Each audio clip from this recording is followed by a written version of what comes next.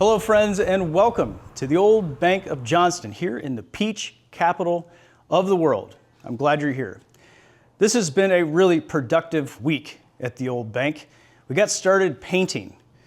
I've got a couple of things painted. Not everything is done yet, not even close. In fact, I didn't get anywhere near my goal for the week where I thought I would be.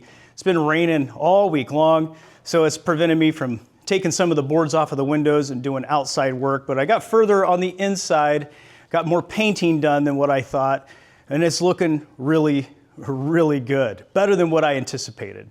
I started that whole process of picking out the colors by using this Sherwin-Williams swatch book. There are thousands of colors available from this company.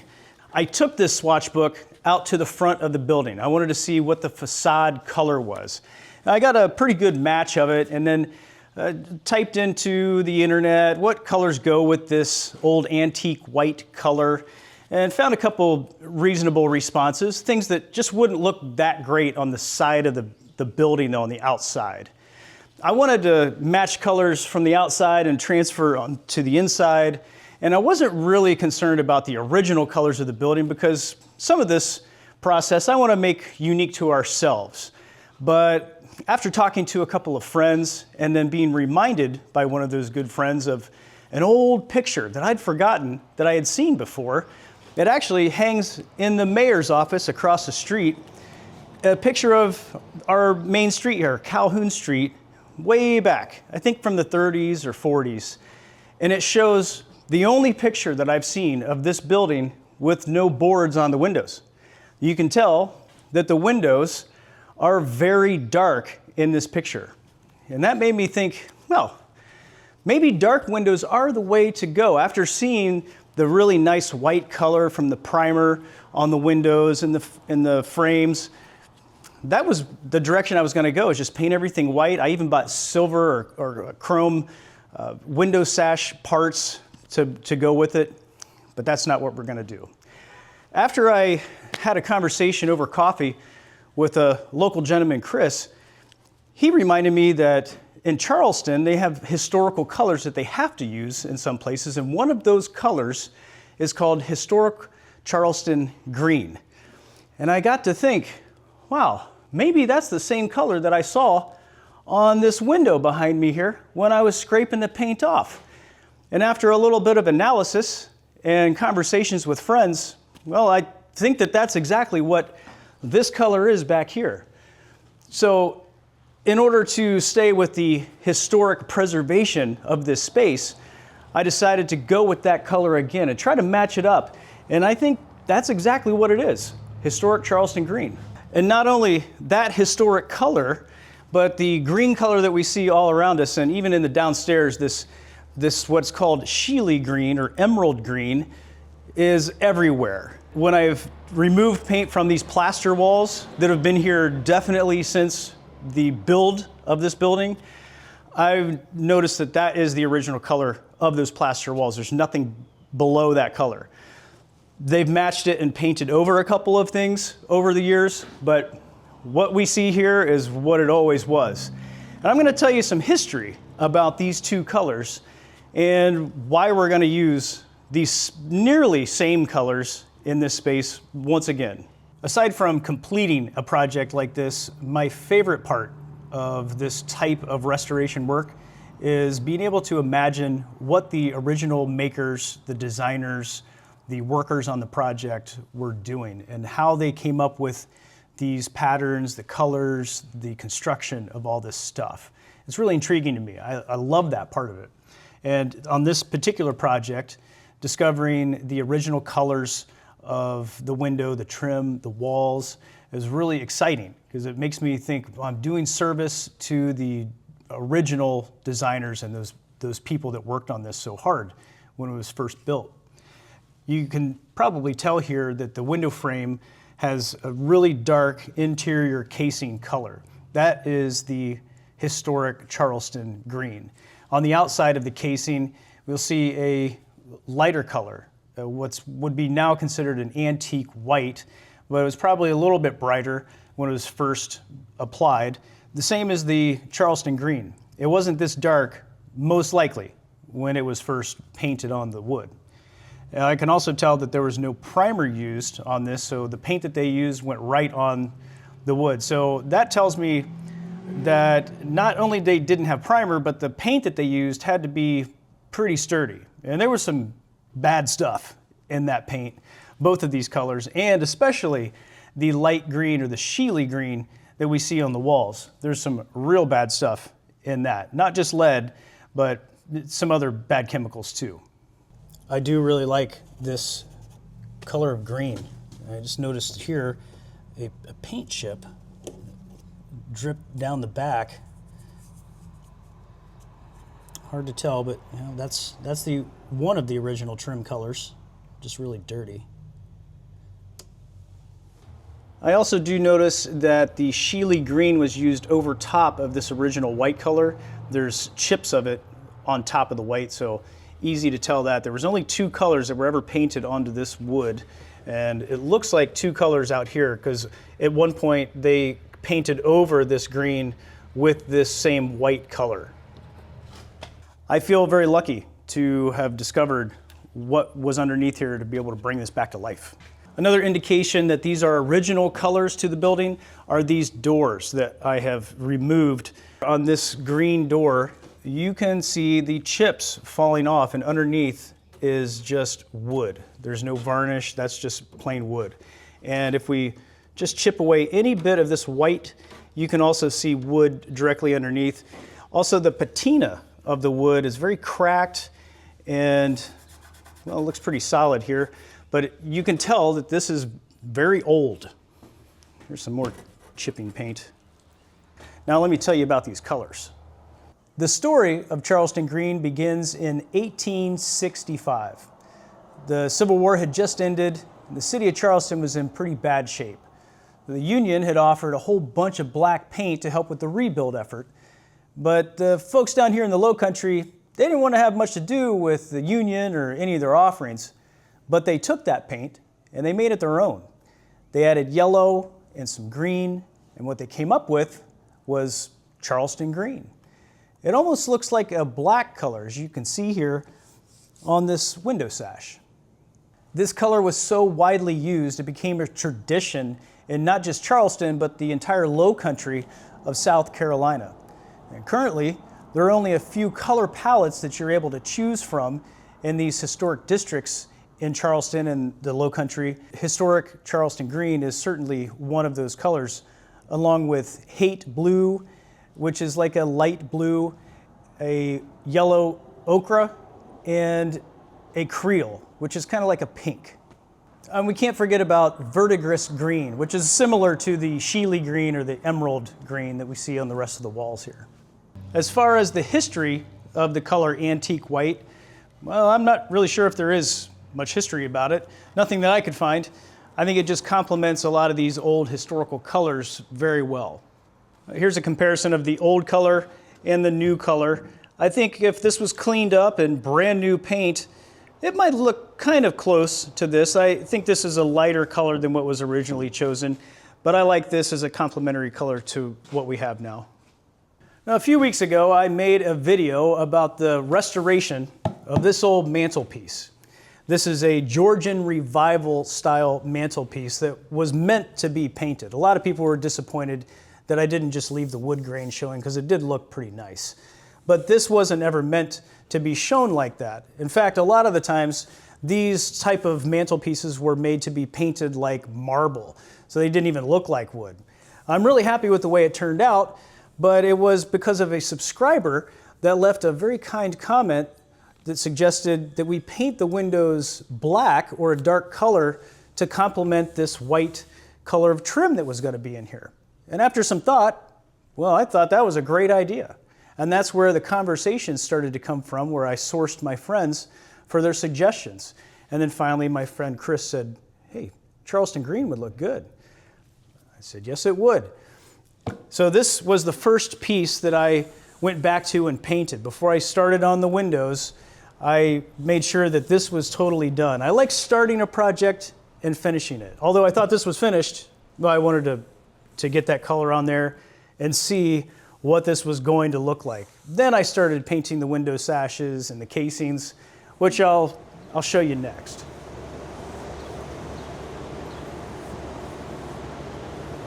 Awesome. Sometimes the story doesn't shake out the way that you wrote it.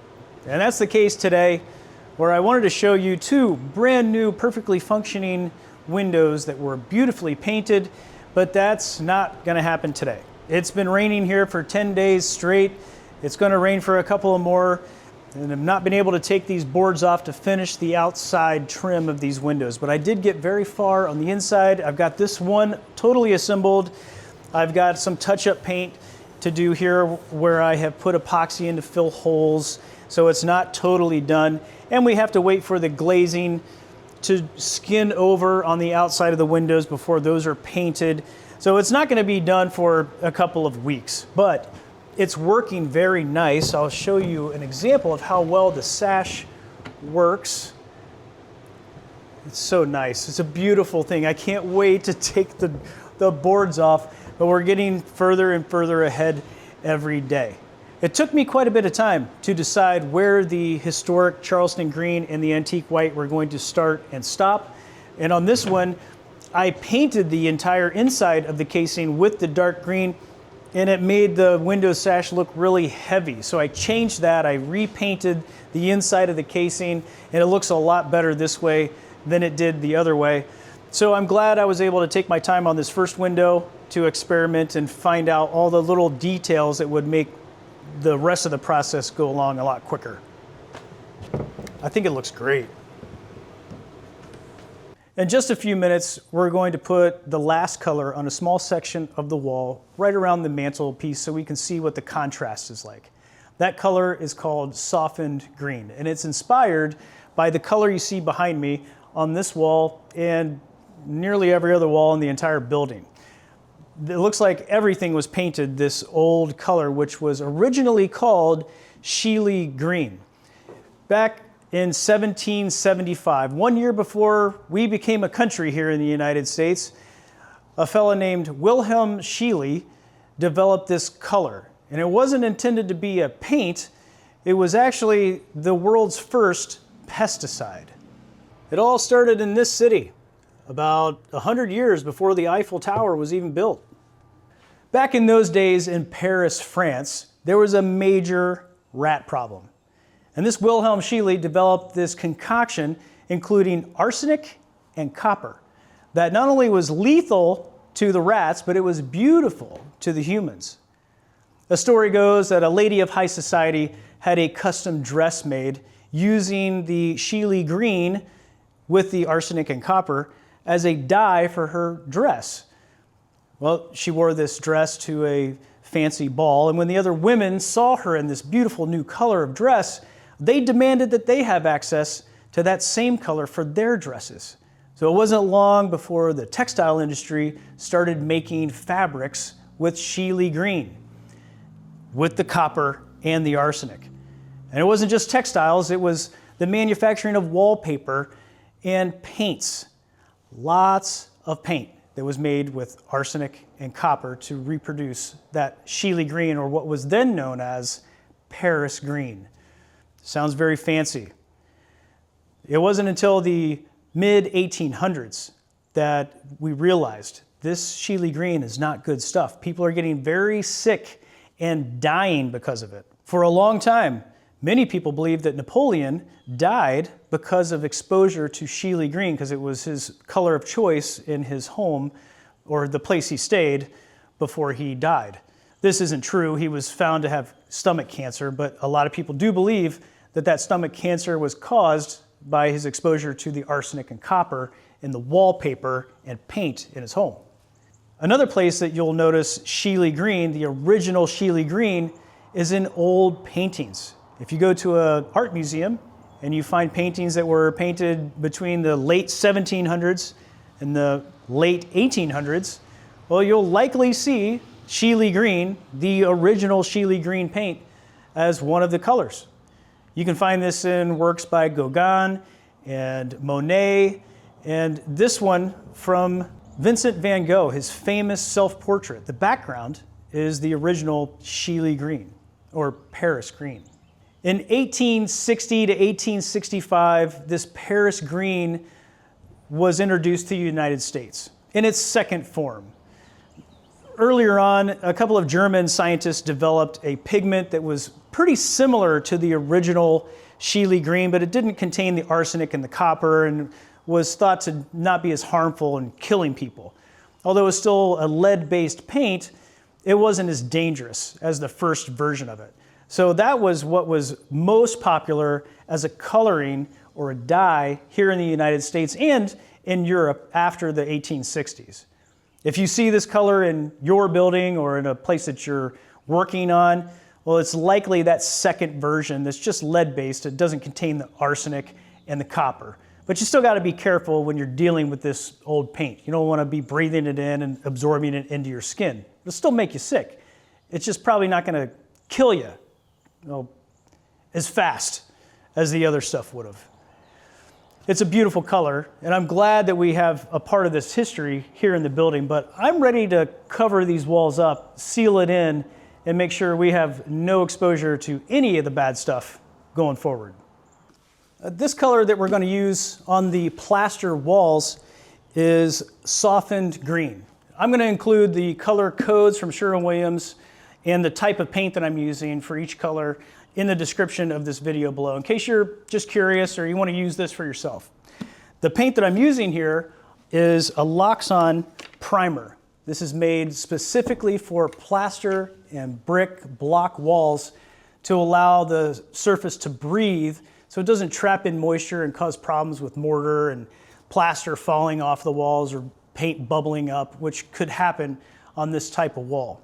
This is the perfect product for it. It's very high quality, and it's just a primer. So if I really don't like the color for some reason, I can change the shade and it's still going to look really good as a base, at least.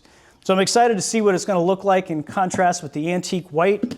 This is all me putting trust into Chat GPT. Even though it gave me a couple of options of complementary colors with the historic Charleston green, this was the first option it gave. So I asked it to draw up a picture showing me what this would all look like, and this is what it came up with. I think you might agree that this is a really good palette to work with, and it looks nearly original to the building from what I can tell, minus the little shade difference that we see here in the Scheele green, the Paris green versus this. I think this is going to look awesome. I can't wait to get this on the walls. I also wanted to show you the paint that I'm using on the trim. This is a urethane paint, which is a mix between a water-based and an oil paint. It cleans up with water, so it's really easy to work with, but it's not quite like an oil-based and it's not quite like a water-based. It penetrates like an oil-based does and has an extremely hard surface that's washable, doesn't get dirty easily, but it's easy to clean up and it goes on really smooth like a water-based paint does. So that's what I'm using on the other two colors. This is just a primer, and we'll cover this with a eggshell or a satin top coat. Before we start applying this final color on the wall in our test area, I told you in the last video that I would take you to the Sherwin-Williams paint store so you can see what the most popular paint supplier in the world is like.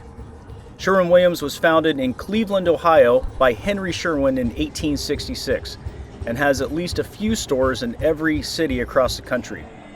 They supply homeowners and commercial customers through their storefronts like this one, providing everything from paint sprayers to every type of brush and accessory a painter might need, including clothes. They offer paint and stains for every type of project, including industrial applications that can be special ordered. If you just want to explore paint colors, they have thousands of individual swatch samples and even offer free advice from professional designers that can help you make the right decision on your color, sheen, and the right product for your project.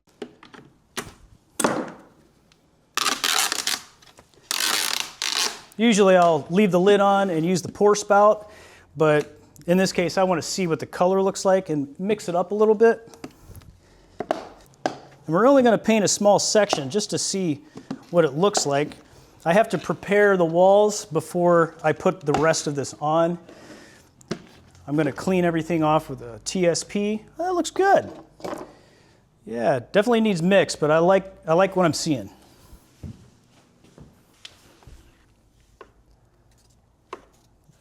Wow, this is very thick. I used to mix 5-gallon paint buckets by just snapping the lid on and shaking the heck out of it, letting it dangle around and just moving around as hard as I could. But I don't think my back wants that these days. So I've reverted to using a stir stick. I do have an electric mixer that I use sometimes, just a paddle on a drill. It works good too, but for this purpose, I'm just gonna mix a little bit just to get a small portion on the wall. I'm also using a very high quality brush. This brush costs about $25 with my discount at the Sherwin-Williams. So when you're doing jobs you really care about or jobs you don't really care about, use a high quality brush and your product at the end will be better. Okay, here we go.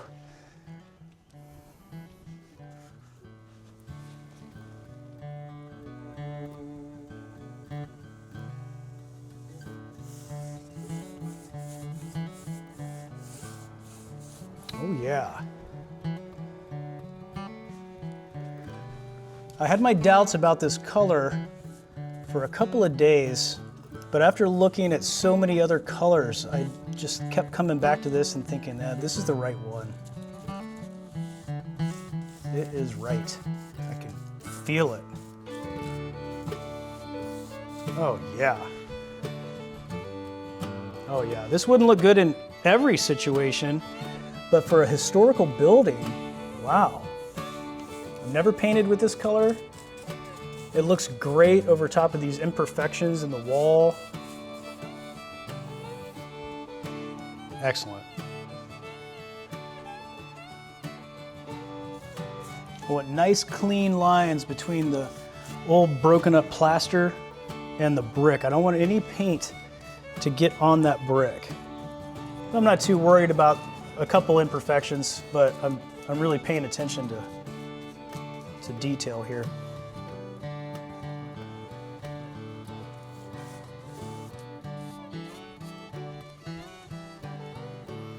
I love it. Oh, that color looks really similar to the original color. It's closer than what I thought it was. I also did a little section here on the side of the mantelpiece to compare it, and it looks really good to me. I love it. Here's what the three colors look like together. I think it's gonna look awesome. Especially against the brick. What a great look. Still have a long way to go though. Not too terribly long though. I am trying to get done with this upstairs by November. I hope that happens. Might just be a pipe dream, but I'm gonna keep working for it. What has turned out to be a very nice afternoon here in the Peach Capital. I just noticed the trash can is nearly the same color as historical Charleston green. Interesting. Friends, I really appreciate you joining me here at the old abandoned bank. I hope you like those paint colors as much as I do. Let me know what you think about those. Did I make the right decision, or did Chat GPT make the right decision? I think so. Thanks for joining me, friends. I'll see you in the next video. Or you'll see me, however that works.